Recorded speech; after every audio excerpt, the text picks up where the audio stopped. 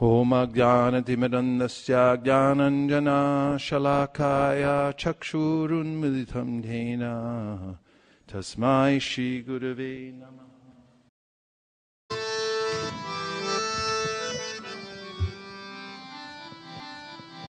It means that he sets the example of what one should do in this life in order to become perfect. So, what does Advaita Acharya do? It's a real question. What does he do? What's he famous for? Okay, and what's another thing that he's famous for?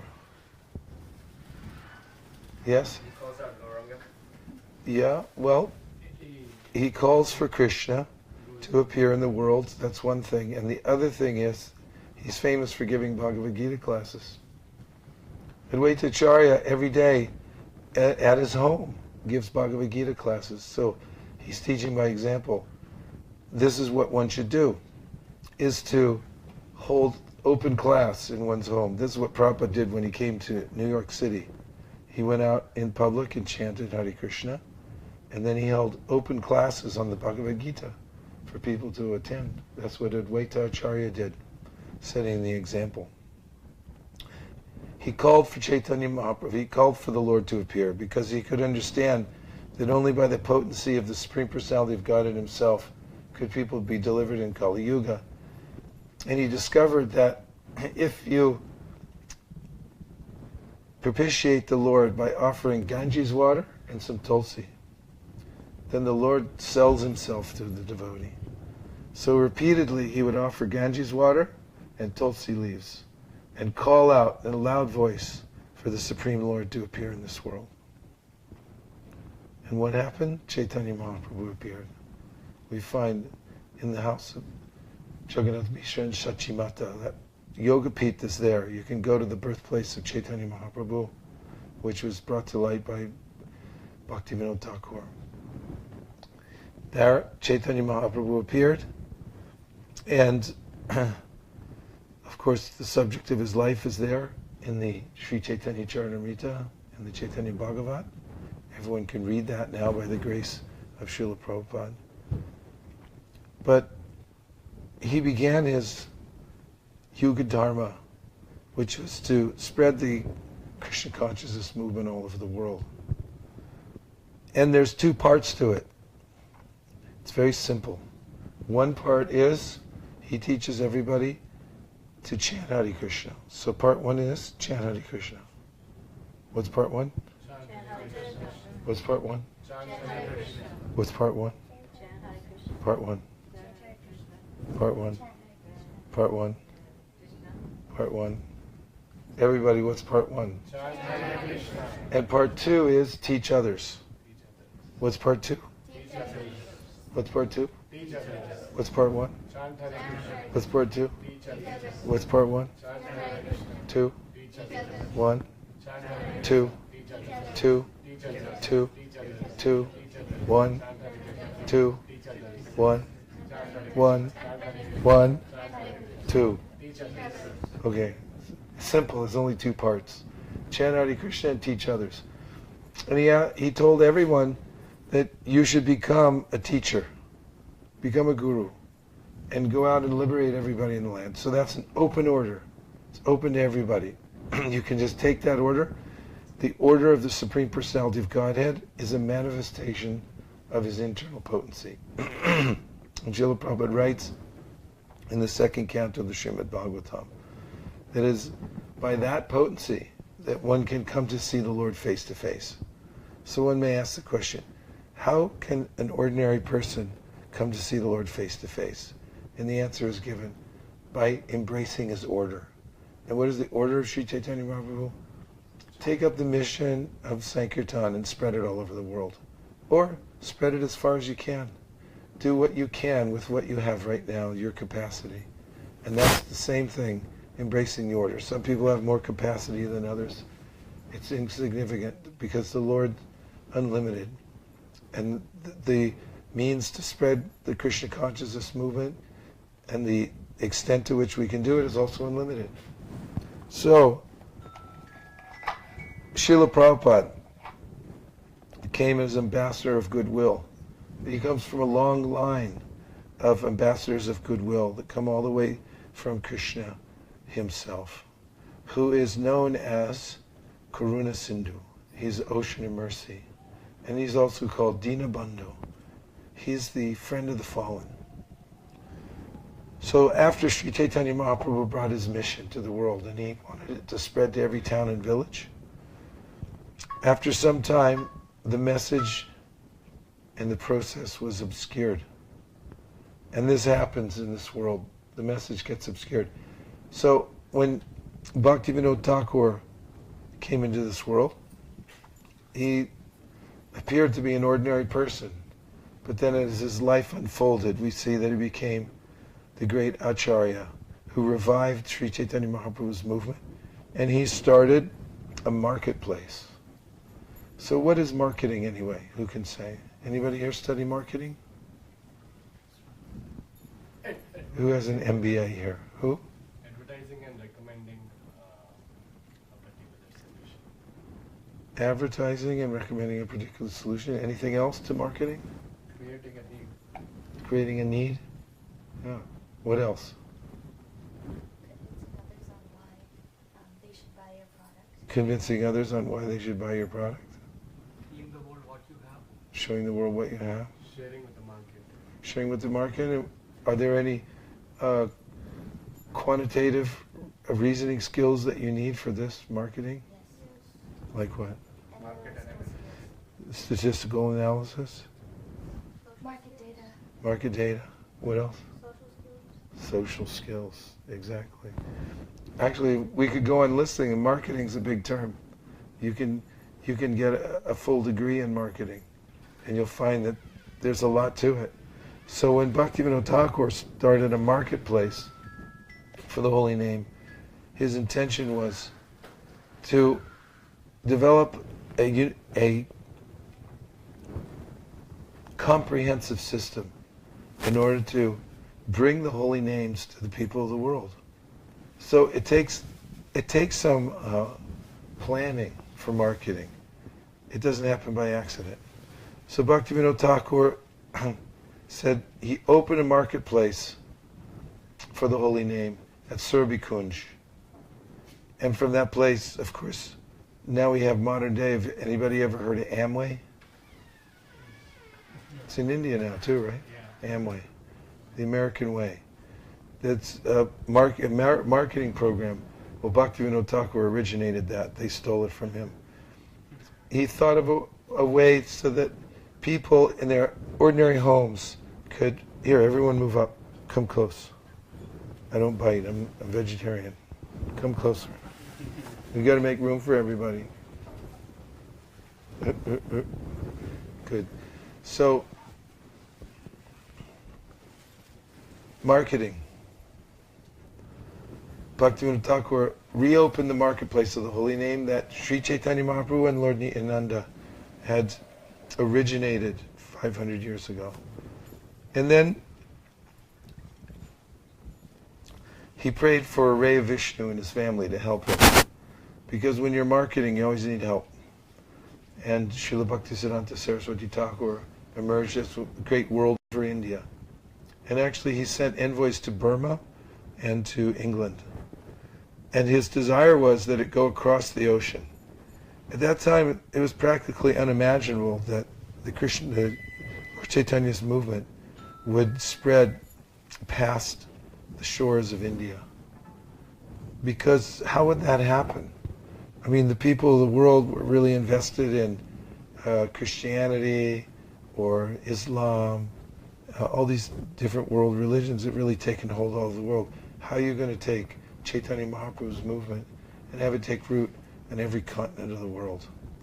It's unimaginable. So there were even some who were part of Sri Chaitanya Mahaprabhu's mission in India who thought, well, Mahaprabhu must have meant that this is just all over the world means all over India. Because really Bharatvarsha is the center of the world, so maybe it's like that. But this is not the vision of the great acharyas. They think really big, and the reason they think big is because they have backing. You're going to start a business, let's say. You're going to be an entrepreneur. And you get somebody to back you. Who has a lot of money in this world these days? Bill Gates has a lot of money? Okay. So let's say Bill Gates backs you, and he'll say, I'll spend as much as you need. You can ask for as much as you need to introduce your new product to the world. And I'll just back you no matter what. And I have unlimited money, so don't worry. So how would you feel? Okay? Yes. Not bad? Encouraged? Courageous. So in a similar way, in the Chaitanya Charitamrita, Sri Chaitanya Mahaprabhu was described as the most wealthy spiritual capitalist. And for those who dare to be entrepreneurs, to take a risk, we call spiritual entrepreneurialism. They take up this process, and it doesn't matter where you start. Where did Hewlett and Packard start their business? Everybody know Hewlett Packard? You've all heard of HP, right? Where did they start? Garage.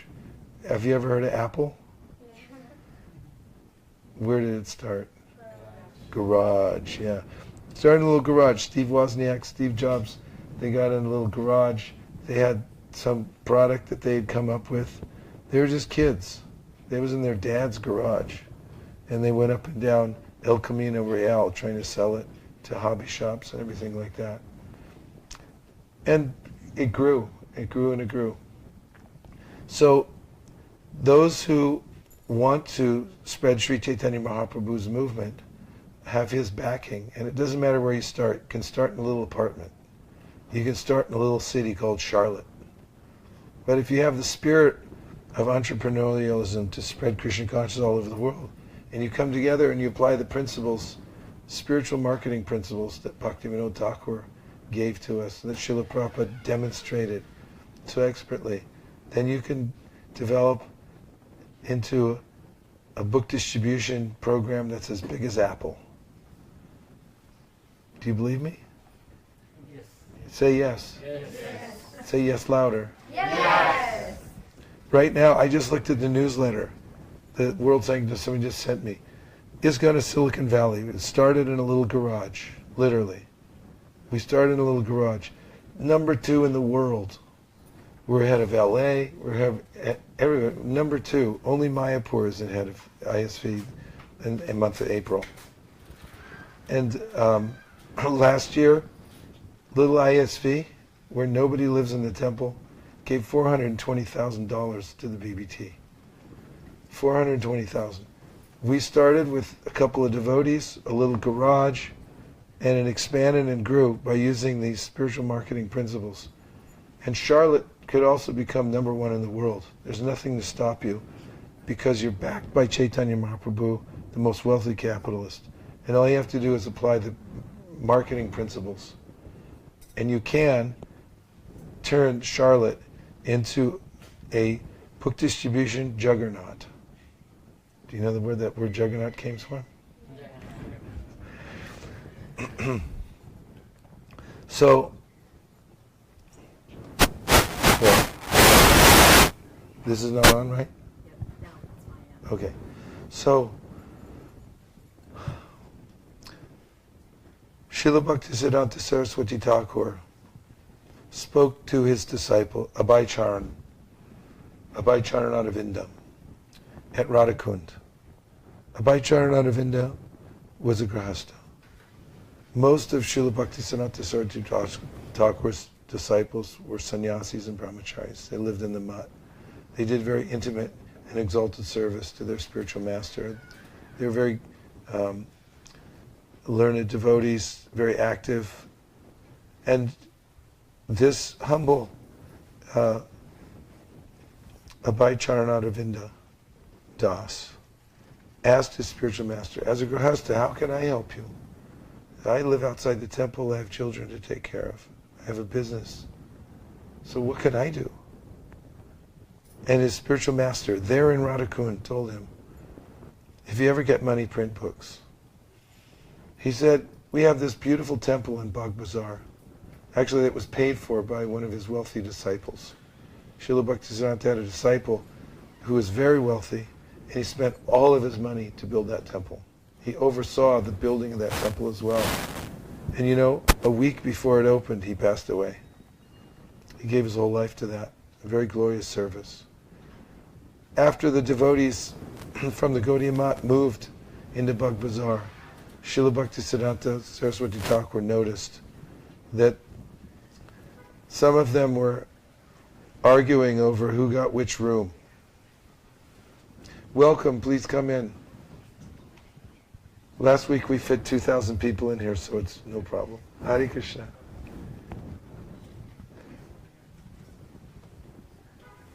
Can we move that box? This can go out too. We don't need this table if you want to move that. You can even move that too.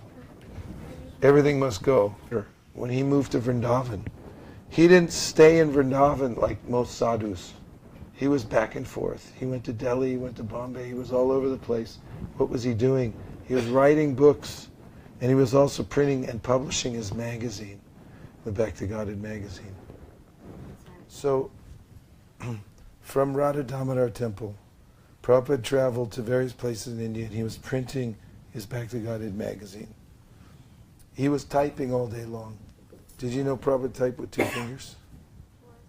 2 fingers, like this.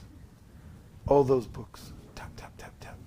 And he also, the printer said, he was interviewed later for the Prabhupada Lilamrita. Prabhupada used to show up at his shop with a big roll of paper on a rickshaw. Prabhupada would pay for the paper to ride, and he would walk.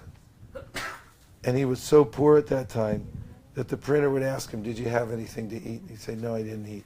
So he'd feed him. Then he'd take the order for printing the magazine. He was so dedicated to the order. This is the secret in spiritual life. If one finds an order that comes from one's spiritual master, that's coming from the Acharya, it's coming from Sri Chaitanya Mahaprabhu, and you simply embrace the order and do everything that you can to execute it, all success will be there in spiritual life. It's a very active thing. It's marketing. It's something to use all your senses for. So from that place at Radha Damodar, Prabhupada also began writing the Bhagavatam.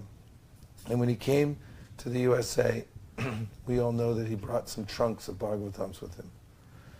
And everyone says when Prabhupada got off the boat, he didn't have any money. Is that true? Huh? No, he didn't have 40 rupees because actually he gave it to his son. He sold a book to the captain of the ship before he got off. $20. A set of first canto Srimad Bhagavatam. So Prabhupada had $20 in his pocket. How did he get it? From selling his books. That's all he had. And actually, he maintained himself for the first year just by selling books. Himself, going shop to shop. He'd even make samosa. And he'd take them and give them to people, and he'd also sell the book. So, this book printing, book publication, is in our line. In fact, if you look at a picture of Lord Brahma on the Brahma Samhita, do you have a copy here? Sri Brahma Samhita? This book? You have it? Right here? In the car. All right. Just take my word for it. There's a picture on the cover of the Sri Brahma Samhita, and Brahma is sitting there on the lotus, and do you know what he's holding in his hand? A book. Where do you think he got that at the beginning of creation? Kinko's? From Amazon? Actually, it's symbolic because we're known as the Sampradaya of the book. And if you look at every Acharya, you'll notice that they're posing with their books all the way down to the present day. When you see Srila Prabhupada, he posed with his books. Is this the contribution of the Acharyas? They bring their books. And what is a book? Let's have a look. May I see a book? What is a book anyway? It's a container. What does it have inside? Knowledge. Idea seeds. It's got knowledge. we like to call idea seeds. And you know the term broadcast? That's a farming term. It comes from spreading seeds, broadcasting, sending seeds far and wide in the field so that they'll grow. So let me ask you a question. Who here has heard of evolution? 1, 2, 3. Only 3 people? The theory of evolution. That man evolved from lower form, life, and became. Have you ever heard of it? Please say yes. Yes. Okay, thank you. Now, who here has a copy of Origin of the Species by Charles Darwin? Who's ever read it before? Nobody. I've read a summary.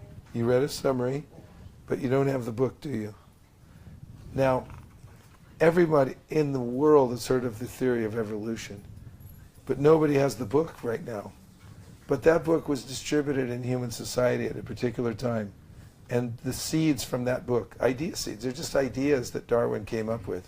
They spread all over the world, and they grew. And now people accept that this is a fact.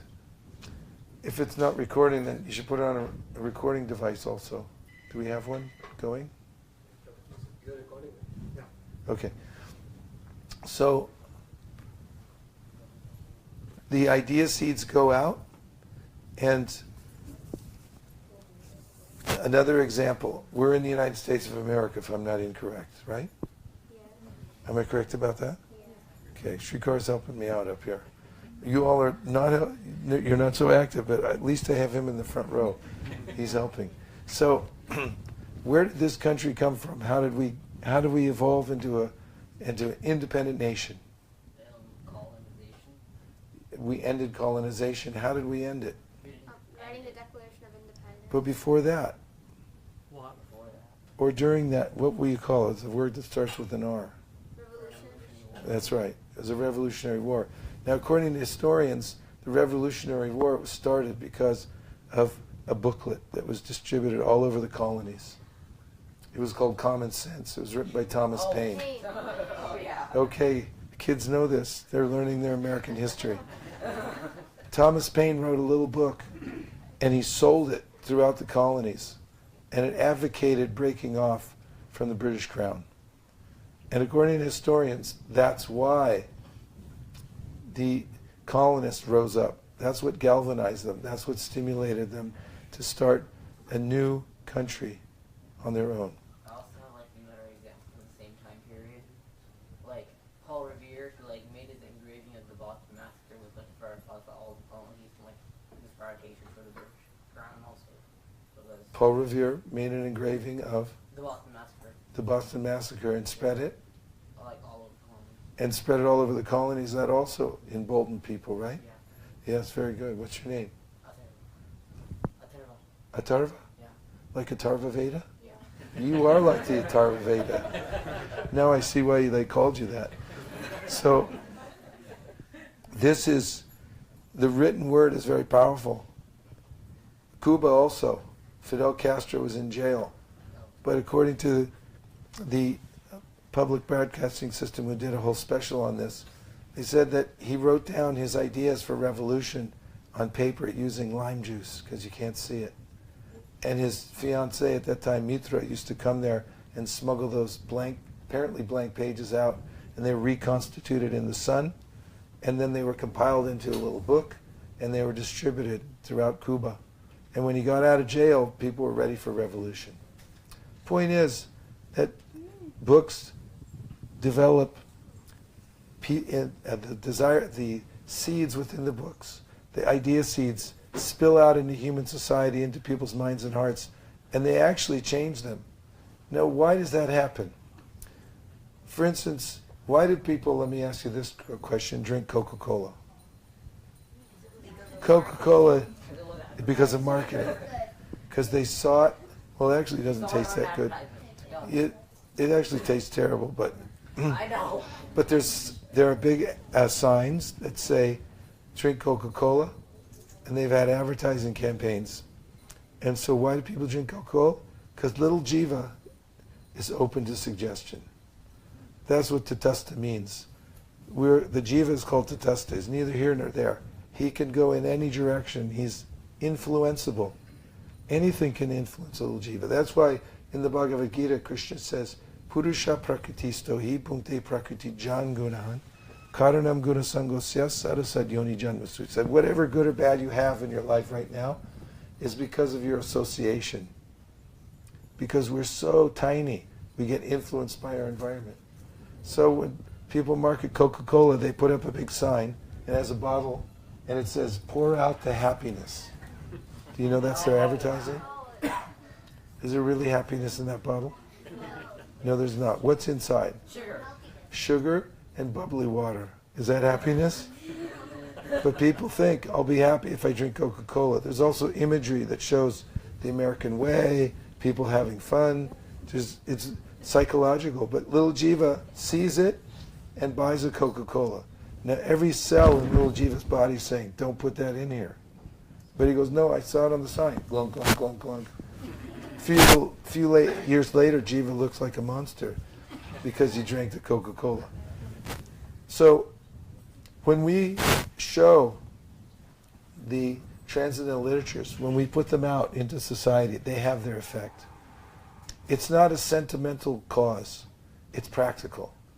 It is the main way that revolutions and ideologies propagate all over the world, is through literature distribution. And Prabhupada pointed this out again and again. He said the communists have been so successful in India because they distributed so many of their literatures. Little jiva picks it up, reads it, and they go, I'll take it. People picked up Darwin's book, they read it, and say, all right, I'll take it. These things get propagated by delivering the written word to human society. And by the way, books are still very popular, even written books. The BBT is printing e-books as well, but according to modern marketing research coming from the printing industry and also from the e-book industry, books are on the rise. People are not shunning books. They're not saying, I'll only take electronic. In fact, the latest studies show, and this has been a very strong trend over the last 10 years, that books are coming up in the world and e-books are not increasing relative to the printed book. So there's a myth, sometimes people speculate and they say, oh, because of the electronic revolution, therefore books will become obsolete. It's not true. At least not right now. And not the projections don't show that. So don't feel that because you're carrying books around, this is something archaic. It's actually something very much has been appreciated in human society for thousands of years, the written word, and will continue to be so. So now Srila Prabhupada came to the shores of America armed with his books, and he distributed them himself. And when he started his Sankirtan movement, he restarted his Back to Godhead magazine. And it started with just a simple publication. In fact, the devotees were down in the basement of the temple, and they had photocopied. Actually, they didn't even have photocopies back then. They had what's called a mimeograph machine. And that basically would reprint the image that you showed. And they had 100 copies of the first Back to Godhead magazine that they had to staple together. And they take it out and sell it in public for 25 cents, restarting the Back to Godhead magazine. They had very few books. Then Prabhupada was able to print the teachings of Lord Chaitanya, then the Bhagavad Gita. In my book, I did a thorough research about the history of Prabhupada's printing books, both in India and when he arrived in America. And you can read about the history of it, what he did, and how much he focused on printing. So mantra was always the same, that you should distribute these books. Read them very carefully and distribute them. And this way, Prabhupada carried the order of his spiritual master that he had received in Radhakund. And he brought it and executed it perfectly in America and all over the world. And the tip of the spear for the Sankirtan movement is the printing of books, the main process through which we infiltrate society and bring Krishna consciousness to the masses through the printed word. So now what about taking up Prabhupada's order now? It's still available. There's a huge part of the planet, the majority of the planet, where people have not received transcendental literature. Have not. In fact, there are many different aspects to ISKCON that are vitally important. Prabhupada wrote 7 purposes. Fulfill all the previous purposes, the first 6, we will print literature, we'll print books, and we'll distribute them. So the printing of books, the selling of books, the reading and studying of these books, this is the essential aspect for spreading Krishna consciousness. Okay, so the first law of book distribution is your sadhana must be strong. What's the first law? Sadhana must be strong. Yes, because the genesis of the Sankirtan movement is strong sadhana. And there are 3 words which are very important that Prabhupada uses in various places, but we can put them together in a little garland you can wear around your neck. Strict, serious, and sincere. What are the 3 words? Strict, serious, and sincere. Correct. If you practice strict, serious, and sincere sadhana, then what you get is a taste. And from that taste, there's an overflow. One tiny molecule of taste is enough to flood all of Charlotte, to give you enthusiasm to go to every door in Charlotte and present Krishna consciousness in a way that people can appreciate it. Actually, it will go all over North Carolina. One molecule of taste from one person. Actually, it'll go all over North Carolina, South Carolina. And then it'll spread down into Florida. And then over into Georgia. And then to Virginia. Then California, New Jersey, New York, all across the Americas. Then it'll go across the ocean. One molecule is enough. It keeps expanding. It'll hit Japan, Taiwan, China. Where else? Korea, North Korea even. Then down to Australia, to the African continent, to India, all over Europe. One molecule of taste. It's so powerful. So if you do strict, serious, and sincere sadhana, then you'll feel this natural enthusiasm and you want to share it with others. Joy wants to share itself. That's the nature of joy. So what is strict, serious, and sincere sadhana? Well, there's a couple things I can recommend right now. There are many aspects, but one thing is that you should read Prabhupada's books systematically and regularly, very carefully. One thing that you can do that Prabhupada advocated again and again is to chant 1 chapter of Bhagavad Gita every day without fail. Any members of Chad in here? 1, 2, 3, 4, 5. Chad means chant 1 chapter of Bhagavad Gita a day. You can do just the Sanskrit or just the English, but at least 1 chapter of the verses. Of course, you read all the purports, but this keeps your momentum and you learn the whole Bhagavad Gita by chanting 1 chapter every day. Another thing you can do is get on a regular schedule to read all of Srila Prabhupada's books. So I should be able to wake you up at 1 o'clock in the morning, Atarva, and say, when are you going to finish the Bhagavatam? And what would you say? I'm not sure right now, right? But let me introduce you to a handy tool. It's an app. It's available for Android. On that app, you can pick any one of Prabhupada's books by spinning the picker wheel. And on there, then you can choose what interval of time you want to finish it in. So, do you have it open now? Yes. Okay. Let's say, Atarva, what interval of time do you want to finish the Srimad Bhagavatam? 5 years? Okay, 5 years. Put it in. Okay, give it to Atarva. He can figure it out on the picker wheel. Okay. 9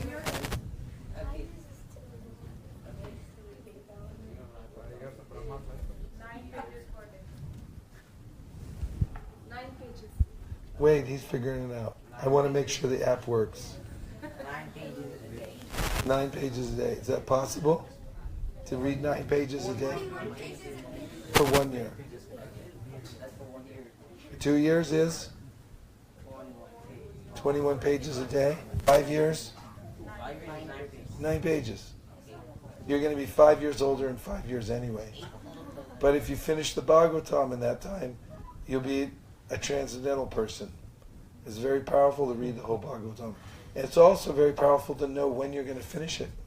You'll notice a whole change in your schedule in life. It puts a wedge in everything else. You say, I'm going to finish my one chapter of Bhagavad Gita, read at least all the verses from one chapter, and I'm going to finish my pages every day. How many pages? 9 pages. How long will that take? 10 minutes, maybe, maximum. Depends on the section. Sometimes it'll take you 5 minutes. Sometimes it'll take you maybe 20 minutes. But it becomes a regular habit, and you'll be able to say the date. When I wake Atarva up tonight now at 1 o'clock in the morning and say, when you finish, he'll be able to tell me.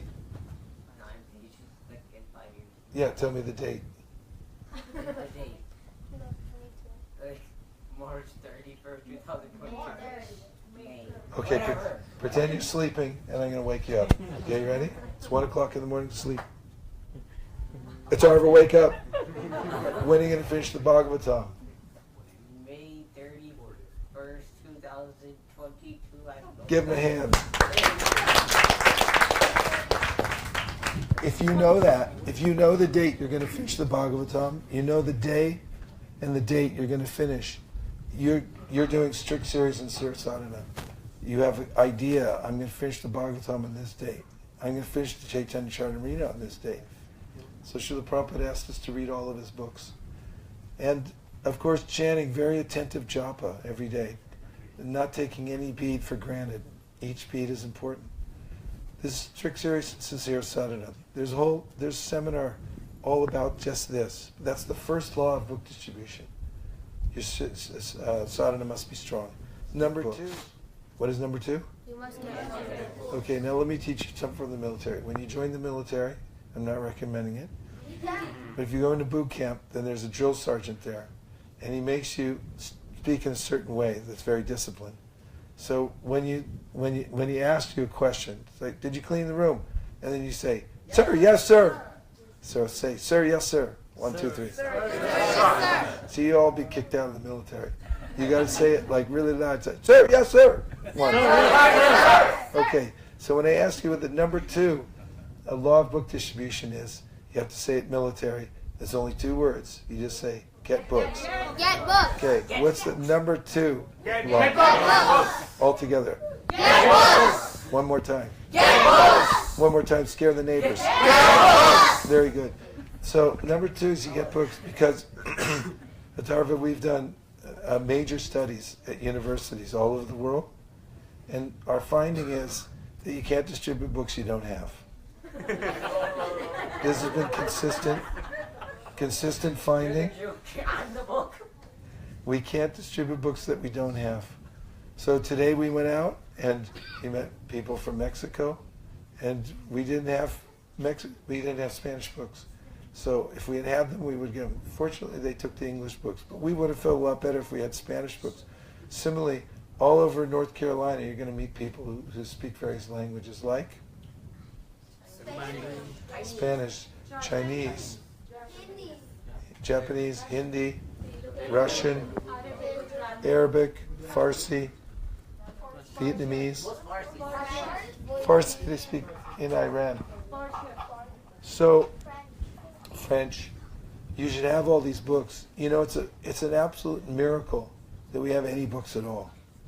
But it's an even bigger miracle, if there is such a thing, that we have books in all these languages.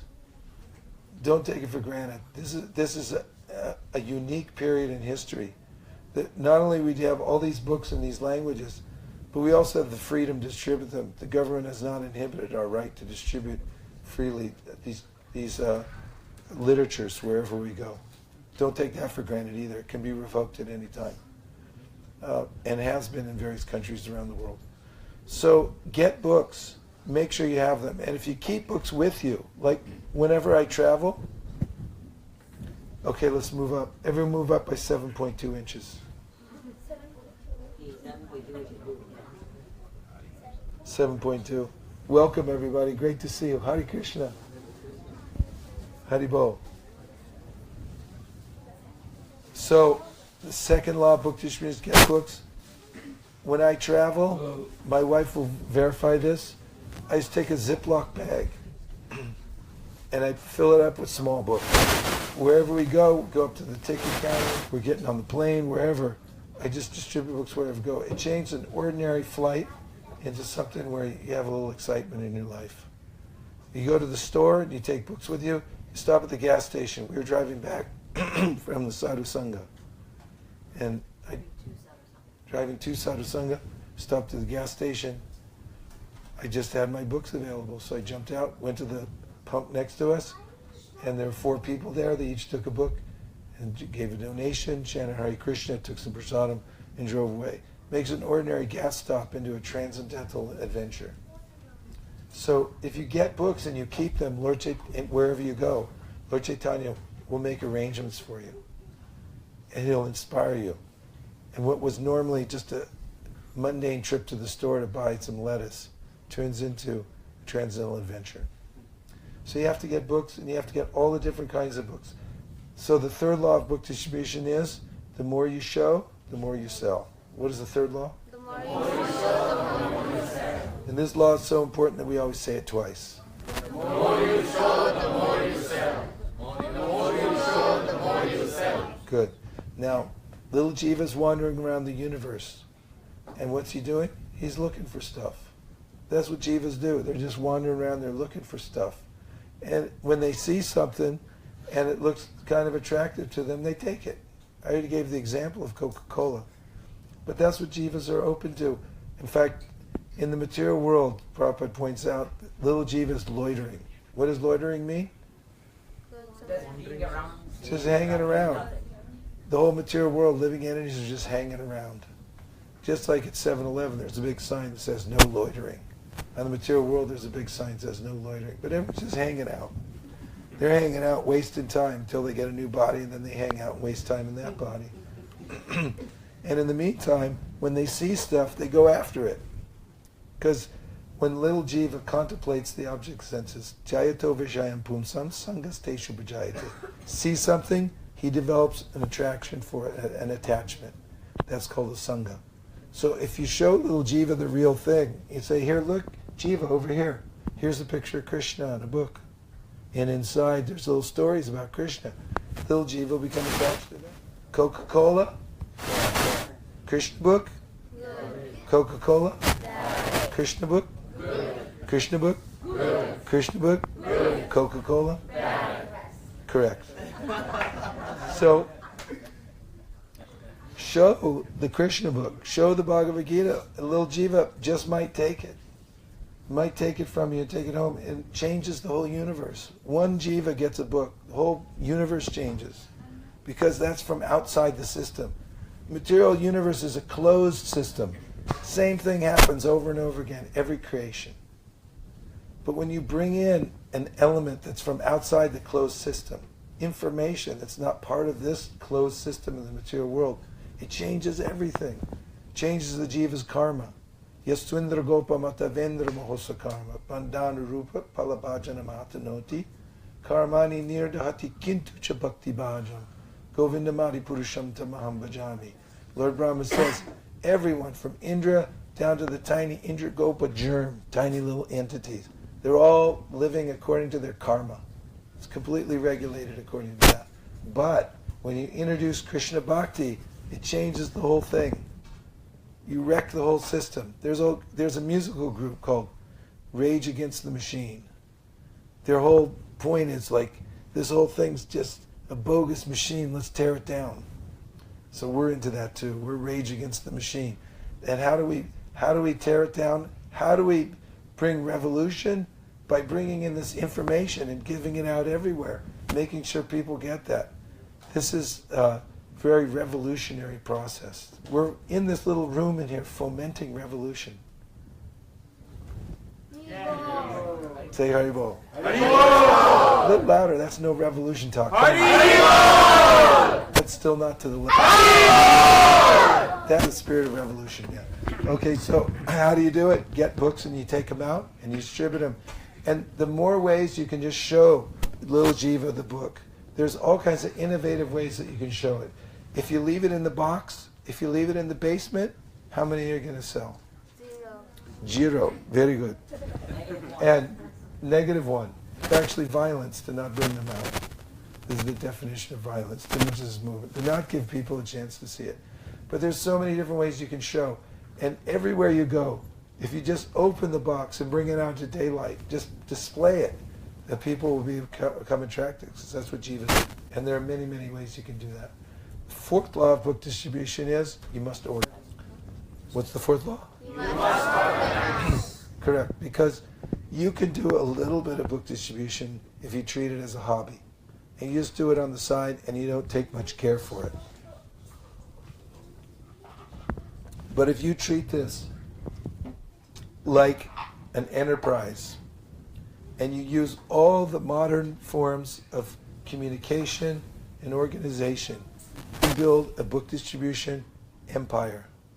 I already told you that little ISV that started in a little dusty garage, literally, now giving almost $500,000 to the BBT every year. It's a miracle. How did it happen? By incremental improvement through organization. And all the other temples around the world, all the other communities that don't even have a temple, sometimes it's easier without, that who come together and they employ various means of organization, can incrementally improve and do bigger every year. They can set goals that are twice as big as they did last year, and through organization they can grow. And there's no end to it. Just from a dusty garage, Apple grew into the biggest company in the world. You can too. Charlotte can also develop into the biggest book distributing enterprise in the world. Do you believe me? Say yes. Yes. But say it louder. Yes. Okay. So the first law of book distribution is? Strong. And the second one we say military is? Get close. That's not military. Get close. That's pretty close, but still not it. Get close. Number 3 we say twice. The more you sell, the more you sell. The more you sell, the more you sell. And number 4, Get organized. you must organize. So these are the 4 laws of book distribution. I have them printed on a card that I'll leave with you. And if you follow these 4 laws, don't break the law, you'll grow your book distribution program both individually and collectively. So now, how to distribute a Bhagavad Gita as it is. I'm going to teach you a method tonight, right here. After learning which, you will be able to distribute a Bhagavad Gita anywhere, to anyone, at any time, without fail, and I absolutely guarantee it, or your money back from this seminar tonight. Today we went out on book distribution, right here in Charlotte, North Carolina. Where did we go? We went to a little strip mall, and we just walked up and down. And let me ask you a question. How many people did not take a book? How many people you were there for the whole thing. How many people do you think we approached in total today? At least maybe 20, 25. How many? 30 people. Okay, 30. How many people out of those 30 did not take a book today? One. 1 out of 30. But at least you looked at it. 29 people out of 30. That ain't bad. If you get a batting average going, in cricket, do they have batting averages? They have it in baseball. But if you bat 300, see, there's out a possible 1,000. You get up to bat, and you're able to hit and get on base 3 times out of 10, they'll pay you about $20 million a year. What if you got up 30 times and you hit 29 times? How much do you get? All right. So we had $1 billion day today. So this technique of presenting the books, I'm going to teach you a template. It's really easy to present the Bhagavad Gita to anybody wherever you go. When you learn this, you'll see that everything you need to say is either in or on the book. So a lot of sales companies, what they do, they give you a little flip book to show people to sell a product. Or they can use it electronically. You can slide it on an iPad. And once you get to the end of the presentation, they guarantee the person's going to buy it because it's such a good presentation. Have you ever seen one of those? Yeah. Have you ever bought a vacuum cleaner you didn't need? I have a friend who did that. His wife got home and said, "Why'd you buy that? We already have one." He goes, "It was such a good presentation, I had to give him $1,000. Now they have 2. So, Prabhupada said, present the book on its own merit, and People are very, very happy to buy it. It's absolutely true. So, now, here's the system to sell this particular Bhagavad Gita as it is to anybody. And let's see. I'll need like a volunteer. You're pretty good, yeah. So maybe you could sit right over here so I can hand it to you and stuff.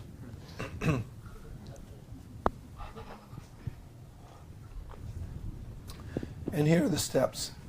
The first step is, and let me explain that you need to make a conscious contact with the people that you're going to sell a book to. Conscious contact means that you're a soul, you're conscious, you have to look into their soul and understand what their state of consciousness is. Is it possible to look at somebody and understand their state of consciousness? Where would you look if you're going to do that? Eyes. Eyes are the window to the soul. Now, how will you get that reading right away, quickly? You have to use radar. And let me teach you where you have built-in radar in your own human body. Are you ready? Yes. You may have not known this all these years, but now I'm going to show you. Hold up your right hand. A beam comes right out of this hand, and it hits people when you give the mantra that I'm going to teach you. And when it hits them, you're going to get a reading back by looking at their eyes. You're going to be able to tell exactly what their consciousness is. Are you ready? Yes. Don't point it at me. I can't absorb it all. Point it at anybody in this room. Okay, you ready? And I'm going to teach you the mantra. You repeat after me. Hi. Hi. What reading did you get back? Nothing. Who are you pointing at? Smile. What do you mean nothing? Smile. Okay, you got to smile. Good. Smile means? Smile means good? Okay. So that's because everybody in here is a devotee. So what are you going to expect? But if you hit somebody else with your radar, you go, hi. What other kind of things could they do? Hi. They could frown. They could not acknowledge you at all. And is that good or bad? Good. It's not good or bad. It's just a reading. It's just a reading. We're not judging whether it's good or bad. All we're trying to do is get a reading. So you point your radar, you say hi. And when the person then responds, and they will because they're getting hit with consciousness, conscious beam is coming right at them, it's hitting them. They're going to respond one way or another, and you're going to be an expert, just like a cop. He's on the corner, he shoots his gun at the car, and then he looks at the radar. The guy's going 82 miles an hour. Go get him. So you shoot your radar, the guy smiles, and you go, okay, he's good. He's a ripe fruit. He's ready to go. So the first thing is radar. Second thing you have to do is qualify. Say qualify. So if you just walk up to people and you just go like here, they don't know why you're doing that. Their mind could go through all kinds of changes. Like, why give me a book? They're probably selling it. I got to get out of here. I got to go. So before you hand anything over to people, you have to qualify them. They have to know why they're getting it. So here's an easy way to qualify. And let me just tell you first, don't ask a yes or no question. Because generally people say no when you ask them a yes or no question, and then your presentation is pretty much finished. So don't do that. So you ask an open-ended question. So the question you can ask is, I'll say to people, and I did all day today, I'm from California. Where are you from? Charlotte. Fantastic. I'll show you one too. Was he qualified? Yes, he's from Charlotte. And let's try another city. You tell me a different place, okay? I'm from California. Where are you from? Tampa. Tampa. Fantastic. I'll show you one too. Was he qualified? Yes. Yes. Why? Because He's from Florida. Now say Timbuktu.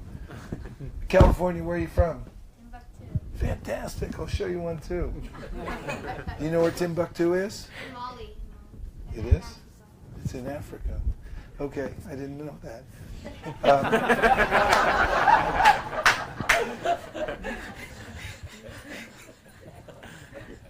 When people respond to your question, to tell where they're from, then your body language is, oh, great, okay, good, you're qualified. I'll show you one too. Now, when you hand the book over, you have to trust the hand.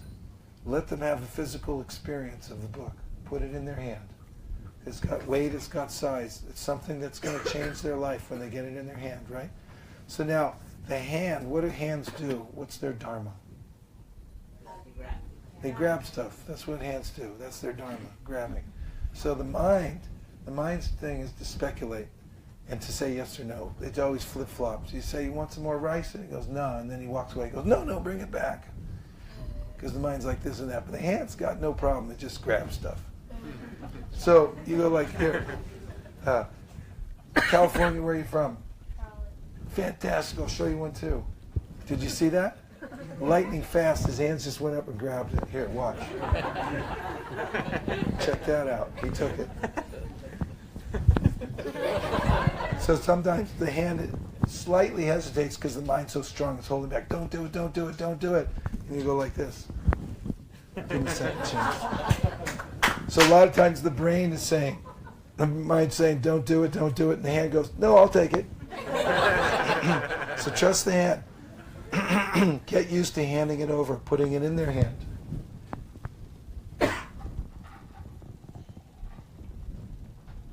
Now, while you're handing it over, you want to tell them the benefit of the book, so use a mantra. So here's a mantra that you can use. There are millions of mantras, but I'm just suggesting you start off with this one because it'll give you a point from which to innovate later, okay? These are books on yoga and meditation that show you how to get free from stress. These are books on yoga and meditation that show you how to get free from stress. Tarva, say it. These are books on yoga and meditation that show you how to get free from stress. These are books on yoga and meditation that show you how to get free from stress. These are books from yoga and meditation, and they Show you. how to get free from stress. These are the books from yoga and meditation that show you how to free from stress. Yes, everyone say.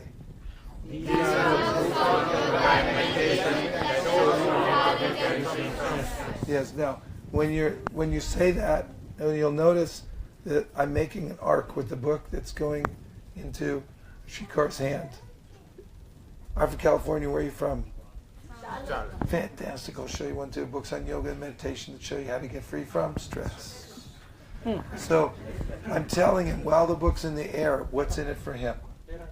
And as soon as the book can't stand, I say stress. Now I'll teach you a method of communication that's very powerful. In any language, the most powerful punctuation mark is the question mark. Exclamation points are way down there. People, you barely ever use them. You can only use one per essay. But question marks you can put all over the place. And it's the most powerful punctuation mark in any language because it's like a hook. It pulls things closer. You can also turn a question mark into a tennis racket and you can hit stuff back at people by answering a question with a question. So if you want to know how to hold people in place, you ask questions. Like today, we were on the corner and there was this guy, a big drink in his hand. He had a taco in the other hand or something like that.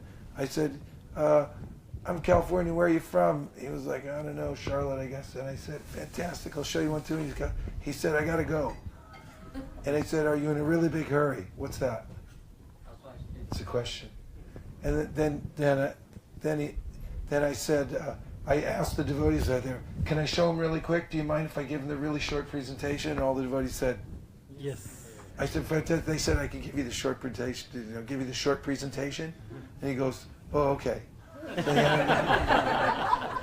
and he ended up handing his drink over, everything, so I could hold it so he could dig in his pockets and give a donation because he's such a nice person. But he needed help with the question mark. You got to help people. Question mark. It holds things in place. It holds people from running away. So learn how to ask questions. You have to become master askers. What do you have to become? Yeah, don't go around telling people things. Go ask them because whoever is asking the questions is leading the conversation. Isn't that correct? Is it correct? Yes. See? So when you're asking questions, you're leading. So now when I hand the book over, Books on Yoga and Meditation shows you how to get free from stress. Now what do I need? A question mark. So the question is, you've heard of stress, right? Yes. Now I say, really? Because you don't look stressed to me. You look very peaceful. In fact, your eyes look spiritual. Now, do people's eyes look spiritual? Yes, they do. Yes. Because there's a soul behind the eyes. You're telling absolute truth. And this is psychology, but it's really highly effective. It's something that I'm sure you're familiar with. Say you walk out of your house one day and you see your friend. The friend goes, "You look terrible." How do you feel? You feel terrible. People look at you and they go, "Wow, you look great today." Even though you felt terrible, how do you feel? You feel, "Well, I look great." If somebody comes up to you and goes like, "Hey, you look spiritual," how do you feel? Suddenly spiritual. It's amazing, but it happens instantaneously. So when I hand the book over to people and I say, Books on Yoga and Meditation shows you how to get free from stress. You've heard of stress before, right? Yes. Really, because you don't look stressed. You look very peaceful. Now here comes the $1 million question. And if you don't take anything away from the seminar except for this, take this away. This question, write it in your book. Write it on your arm if you have to. Get a tattoo with this on it. What's your secret? Ask. What's your secret? Well, you must just come from a good family, right? You better say yeah. When you ask people, what's your secret? This is such a powerful way to relate to people, because the fact is, the people, when you approach them anywhere, they're thinking that you're trying to change their way of life, you're trying to manipulate them, you're trying to dominate them in some way by presenting something. But when you ask, what's your secret? You're changing the relationship subtly. And now that person is becoming the mentor and you're becoming the mentee. And it's a psychological switch. You're very humbly asking, you're a great personality. You look spiritual. How do you do it? How are you so spiritual? Now people answer in various ways according to the mode of nature they're under. So people in the mode of ignorance will say, I smoke pot. People in the mode of passion will say, I work out. And people in the mode of goodness say, I do yoga, pranayama. Many different answers like that. And some people will say, I have no idea. And then you have to give them a suggestion. Because you want to leave it blank. And you say, oh, you must just come from a good family. And they go, no, I don't. They go, then you must just be a natural, right? You go, I guess so. Okay, so what's your secret? Now, when they tell you their secret, the point is that they're qualified now to look at the book. So he's just told me his secret. Your secret is? He comes from a good family. Smart kid. And I say, okay. I said, great. And my whole body language is saying, I knew you knew about this book. You were already into this. So I go, fantastic. You know about this already. Then here, I'll show you really quick. How fast am I going to show him? Really quick. Say really quick. Really quick. That's how fast you're going to show him. Because his mind now is thinking, how long is this going to take? I got to get out of here. My mom's calling me. I need to make her a peanut butter and jelly sandwich. So you just take the book back now. I've taken it back out of his hand. And now all I'm doing is showing him what's in and on the book. So what's on it? On the back cover, Thoreau Emerson Gandhi. Say Thoreau Emerson Gandhi. Now you're going to need to memorize a few more names to throw in. Are you ready? Yes. Dr. Martin Luther King Jr. Dr. Martin. Albert Einstein. The Beatles. Tupac Shakur. Tupac Shakur. Very good. They all read this book. So you cover a wide spectrum. You just throw the names out there. All you have to do is say them. You don't have to explain them or anything like that. Just that it's a fact. They read this book and appreciated it. So now I open up and I say, look, can you read this? Let the record show I showed them the Sanskrit. I said, they usually say no 99.999% of the time, unless you're dealing with somebody from South India or something. He said, no, and I say, I was just testing you. Look, it's translated into English. These are ancient literatures of wisdom. Now, it's been translated many hundreds of times. Now I'm turning to the front cover. First page. But out of all the translations, this has become the most popular academically. And then, now there's names of universities. Did you know that in the front? No. Now, I'm pointing, now you do, Artara, look. Look at, have you heard of USC? Yes. Did you apply there?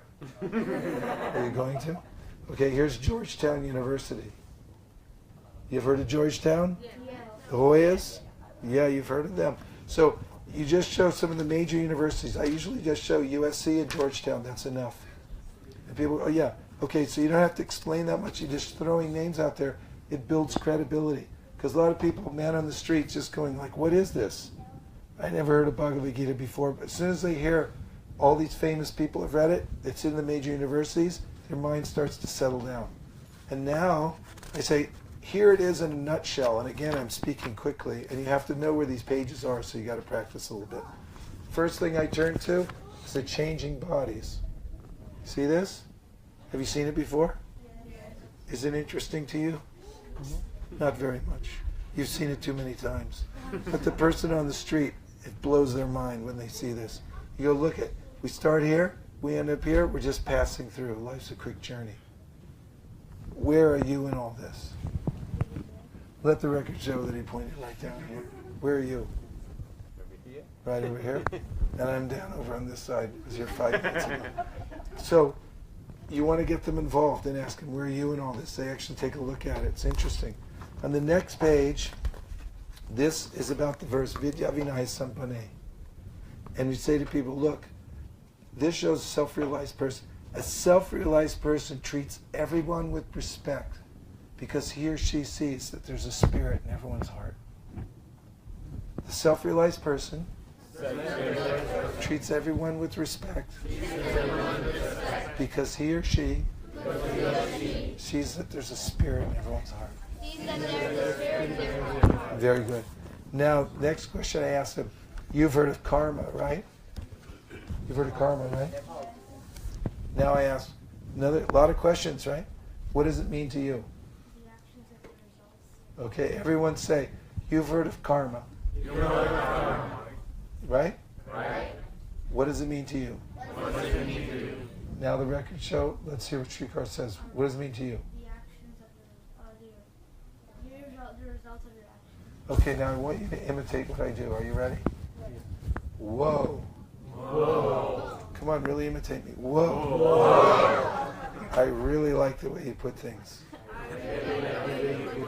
If more people in the world thought like you, it'd be a better world to live in. Yeah, so when you meet somebody, you ask if you've heard of karma, right? And they go, yeah, I guess so. And they go, what does it mean to you? And they go, what goes around comes around. Go, whoa. I really like the way you put things. If more people in the world thought like you, the world would be a better place. Whoa. Whoa. I really like the way you put things. If more people in the world thought like you, the world would be a better place. Very good. Set? No, not that.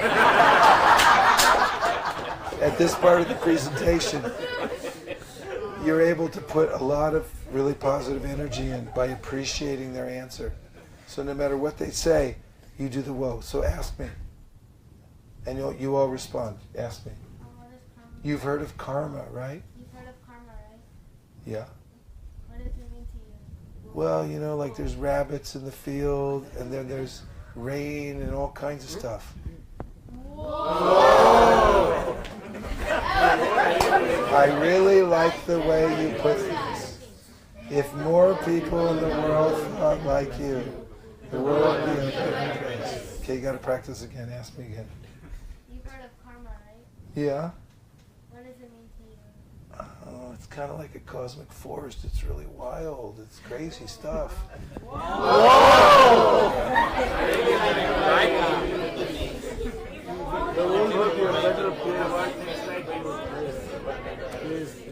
Yes, whoa. I really like the way you put things. Did you see me doing that today? Yes, yes. Yeah. So that's a point when you can really connect to the person and appreciate them for knowing. I mean, how do they know karma anyway? It's an amazing thing that every person on the street knows what karma is in the first place. It's very interesting. And now comes a little humor. So you need, I'm still holding the book. In the beginning, he was holding the book. I took it back to show him, right? Now comes the part with a little humor. And so I'm going to ask, what do you do professionally? I study What do you study? all subjects. Well, tell me one subject you study. Maths. Mathematics? Look, this guy used to study math.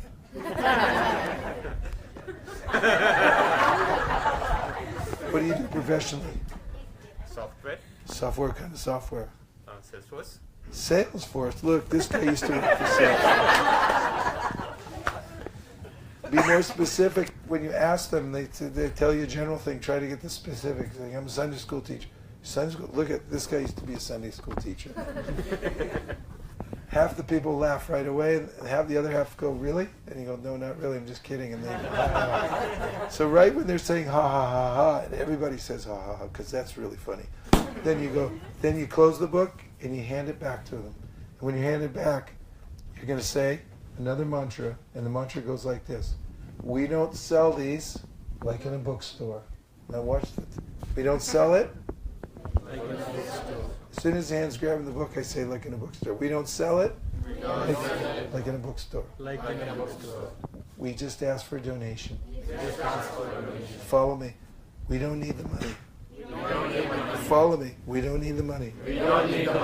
The only reason we ask, when you give something in return for spiritual knowledge, it connects you to the previous teachers who have passed it down over many generations. Come on, work with me. And allows you to enter deeply within the knowledge. We don't sell it like in a bookstore. We just ask for donation. We don't need the money. The only reason we ask, when you give something in return for spiritual knowledge, it connects you to the previous teachers who have passed it down over many generations. It allows you to enter deeply within the knowledge. That's when they give a donation. And 29 people out of 30 today gave a donation. Or maybe I let one or two go, but probably 27 people gave donations. Within like an hour and a half or something like that, I think we collected about $140 just walking around a tiny little strip mall. Everyone walked away with a Gita or some other book using this presentation. Now, now's the time that he's going to give a donation, right? So give something. Now, they might want to know how much to give. So you could tell them. So the books cost for shipping and storage, they cost around $10. Anything over that is a donation. They cost us around, for shipping and storage, they cost us around $10. And anything over that is a donation. And some people say, I don't have any money. Is that true? It's not true. It's not true that they don't have any money. What they're saying is they don't know how much to give or they don't want to give one way or the other. So one thing you can say then is, well, just give whatever you can. And then they say, I really don't have any money. Is it true? Second time? No. Still not true. They say, all right, then just give a penny. Then what do? Well, I can't just give a penny. And then they'll dig in and they'll give you $10.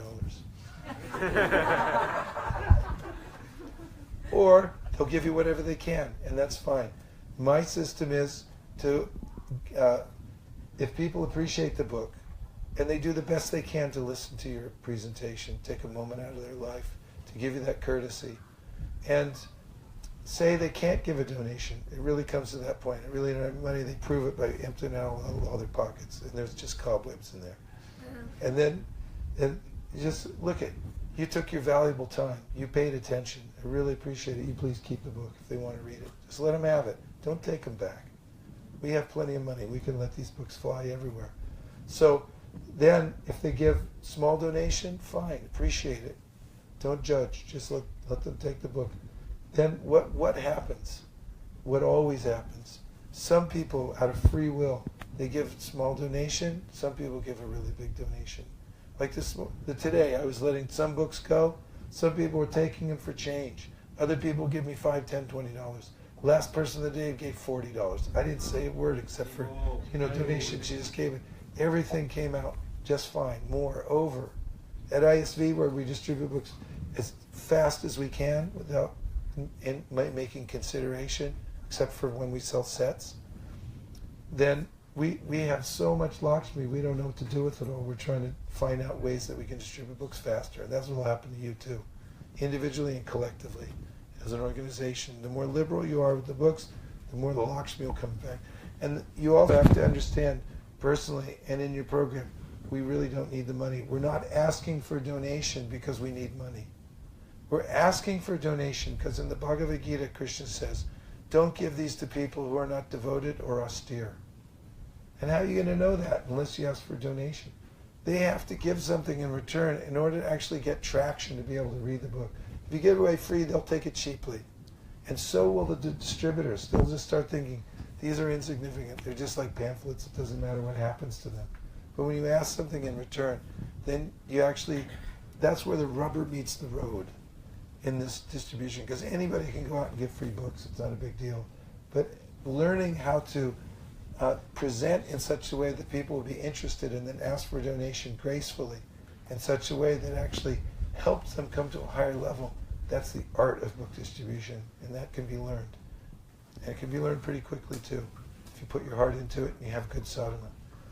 So now, after he gave a donation, let the record show that Srikar just gave me $20 for this book. Then I asked a question, do you believe in the power of prayer? Do you all believe in the power of prayer? Yeah. Yes. Okay, let me teach you this beautiful prayer. Do we have a card? Not here. Let's just say we have a card. He's handing me the card. And on the card, it has the Hare Krishna Maha Mantra, as well as an invitation to the temple or some other program, right? So now I'm showing Srikar the card, and I'd say, so I asked, do you believe in the power of prayer? Yes. What if he says no? I'll teach you the mantra. Right. So if he says, I don't believe in the power of prayer, I'm an atheist, I say, perfect. When people give an objection, you don't resist it, because whatever you resist persists. But if somebody gives you an objection, you honor the objection, appreciate it. They say, I'm a Muslim, I'm a Hindu, I'm a Buddhist, I don't believe in the power of prayer. Perfect. Say perfect. Perfect. Exactly. I can tell by looking at you. Perfect. I can tell by looking at you. Say it. Perfect. Perfect. Perfect. Exactly. That's what I was hoping for. That's your whole mood. Whatever objection they have is perfect, excellent, fantastic. That's great. I was hoping for that. I'm not interested. Perfect. These are people who aren't interested. Okay, so now you believe in the power of prayer? He does. Now, I'm going to teach you this prayer. It's a beautiful prayer in Sanskrit that's meant to wake up love for God in your heart. There's a beautiful prayer in Sanskrit. When to wake up love for God. It's written in Sanskrit. It's a little difficult to say. It's written in Sanskrit. It's really difficult. So I'm going to say it and you can repeat. I'm going to say it. Are you ready? Yeah. Hare Krishna. Hare Krishna. Hare Krishna. Krishna Krishna. Krishna Krishna. Hare Hare. Hare Hare. Hare Rama. Hare Rama. Hare Rama. Hare Rama. Rama Rama. Rama Rama. Hare Hare. Hare Hare. So the person just bought a book. They just said the Maha Mantra was missing. Prasadam. You have to give them prasadam. There's no earthly reason not to walk around with prasadam in your life. It's a big mistake not to walk out of this door with prasadam in your bag, ready to distribute. You can do lollipops. Lollipops are bona fide. Prabhupada authorized 1972. Bhakti Gopal Prabhu noticed that the Salvation Army was collecting huge donations, or many donations, from giving out candy canes during the Christmas season. So he thought, let's try that. Because devotees were trying to figure out different ways. So then he started doing candy canes. And some devotees complained to Prabhupada. They said, Prabhupada, he's doing some mundane nonsense thing. He's giving these candy canes to people. Prabhupada wrote back, it's in the database, what is the harm? He said in India, temples, they buy sugar candies from the marketplace, they offer them to the deities and they distribute as Mahaprasadam. What is the harm? He said you can do this. So we get the best quality lollipops that you can get, because there's not one person on earth that doesn't like a lollipop, I guarantee you. Even monkeys like them. As I bring them when I go to Vrindavan, people are always going like, give me something, give me something. That's one of the pastimes, in the Dham. Everyone's like, gimme, gimme, gimme. So what do you do? Just walk away? No, give them a lollipop. And the monkeys, they're looking at me like, what do you got for me? And I just throw them a lollipop. And here's slow motion. There was a monkey standing right outside the gate to the Bhaktivedanta ashram there at Govardhan Hill where I stayed during Kartik. So I was walking in for my Govardhan Parikram, monkeys looking at me like, you looking at me? And I say, yeah, I was just looking over there. I said, what do you got? And so I pulled out a lollipop and I threw it at him like that. And here's slow motion monkey. Are you ready? Say yes.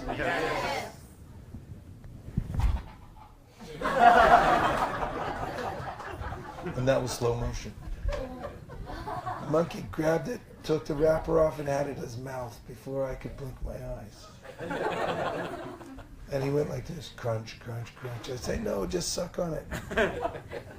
Everybody likes lollipops. Make sure to leave people with some prasadam. Give one to everybody in the car, everybody in the room, everybody, wherever you go. Liberally give out prasadam. When you fly, you go somewhere, put a lollipop. I was flying with the BBT, and I was with a group of devotees who were going all over Asia, getting new books printed and things like that. We were in Korea, but because we were flying all together, we we're going as cheap as possible.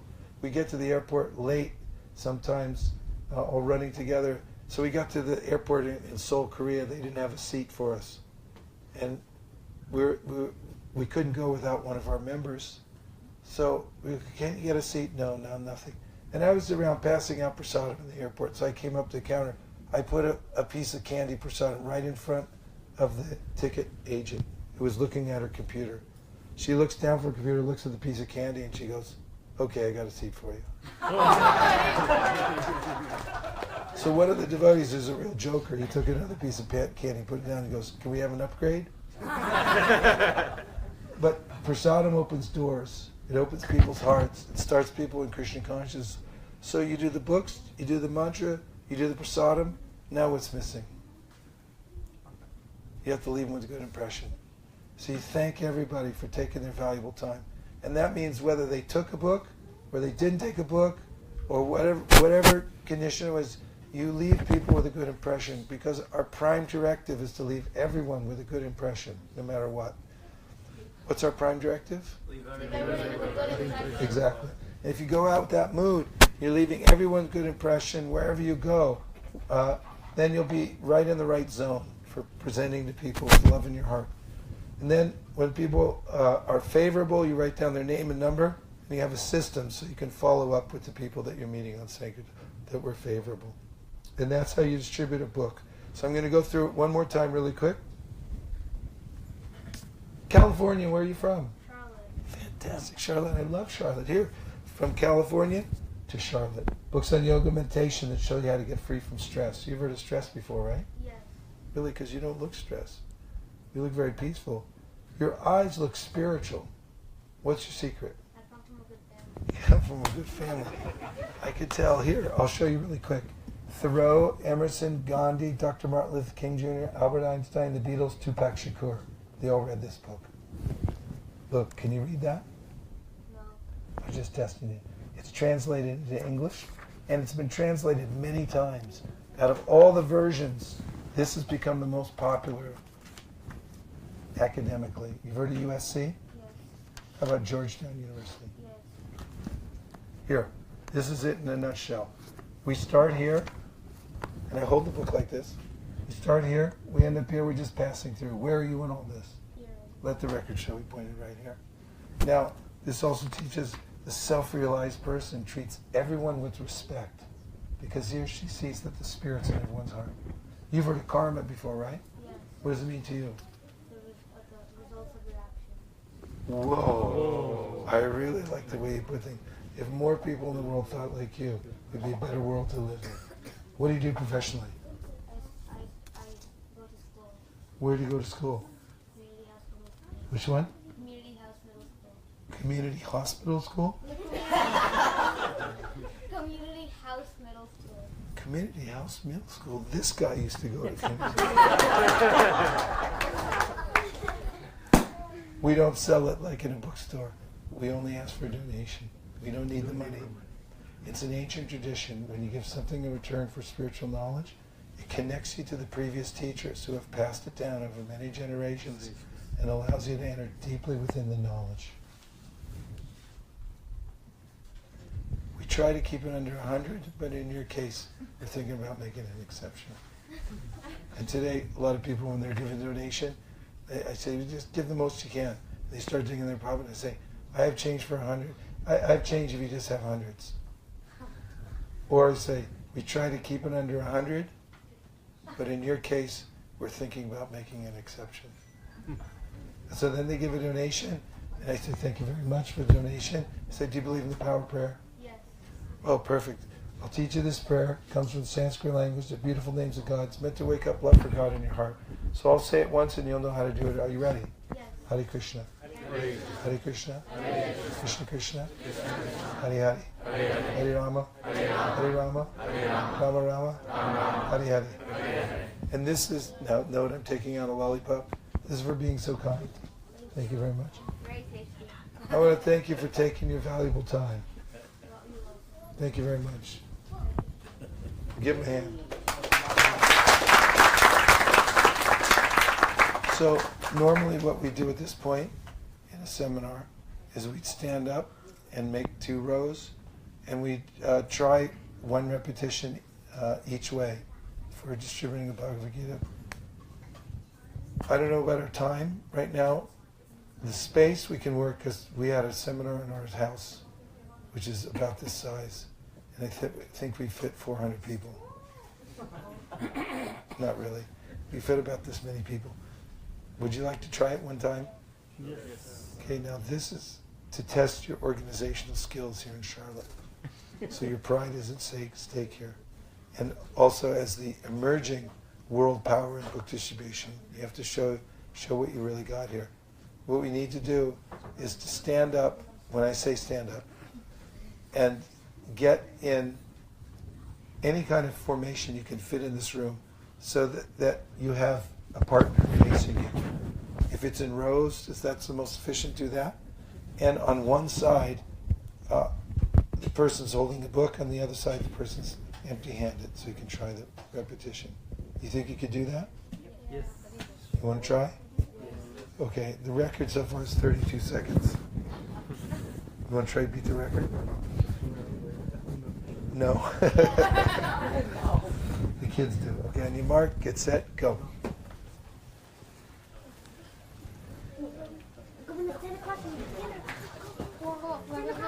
I like the kids are really good at organization. Okay, so you pass out. Organize. Pass him down. Pass him down. Make roll and pass him down. Okay, take one. Get enrolled and pass him down. These kids are leaders. Definite leaders. Tell them when you're done. Yes. Okay, who's my partner first of all? I'd like to thank everyone for joining us on the live broadcast.